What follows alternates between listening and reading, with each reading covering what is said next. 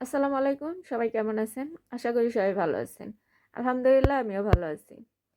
তো বর্তমানে এই যে ডক্টর ইউনূস স্যারের সরকার, যে অন্তর্বর্তীকালীন সরকার, এই সরকারকে নিয়ে নানান মহলে, নানান জায়গায় নানান রকমের কথা উঠতেছে।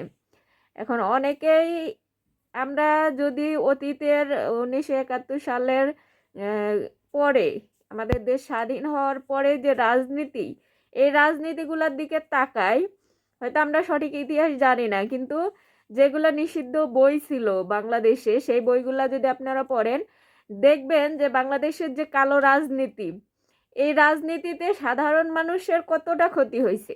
শুধু মানে যারা দেশটা স্বাধীন করছে তারাই মনে করতো যে তাদেরই বাংলাদেশ, আর বাদবাকি যারা খেটে খাওয়া মানুষ আছে তারা মানে দেশে অন্য জায়গা থেকে ভেসে উড়ে আসছে।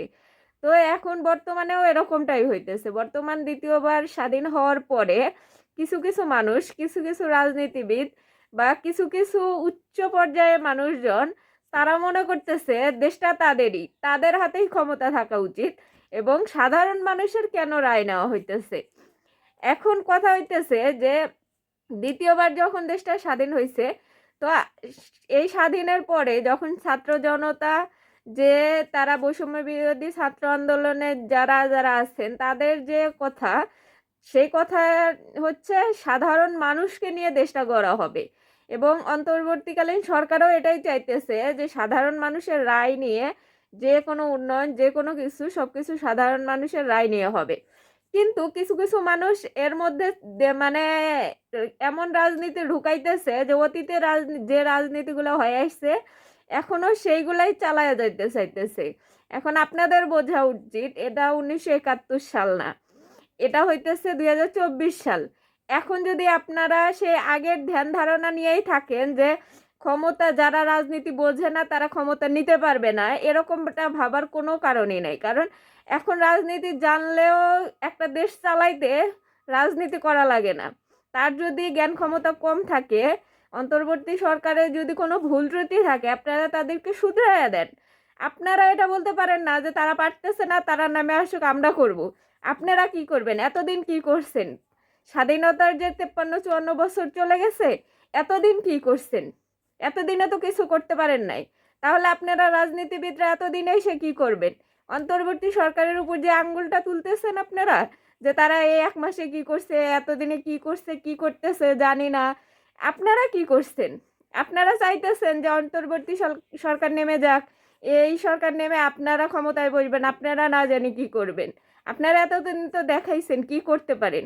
এই সরকার যদি ব্যর্থও হয়, এই সরকার যেভাবে, এই ছাত্ররা এবং এই সরকার যেভাবে যে কথাগুলো বলতেছে, আমরা সেগুলাকেই সাপোর্ট করি। তারা কোনো কাজ করুক বা না করুক, আমরা তাদের কথাগুলাকেও সাপোর্ট করি। যে তারা যা বলতেছে জনগণের ভালোর জন্য, তারা যদি কাজটা করতে ব্যর্থ হয়, আমরা এগিয়ে নিয়ে যাব তাদেরকে। তো আপনারা আপনাদের জায়গা থেকে তাদেরকে সাপোর্ট করেন, সাপোর্ট না করে তাদের উপর আঙ্গুল তোলার কোনো অধিকার নাই।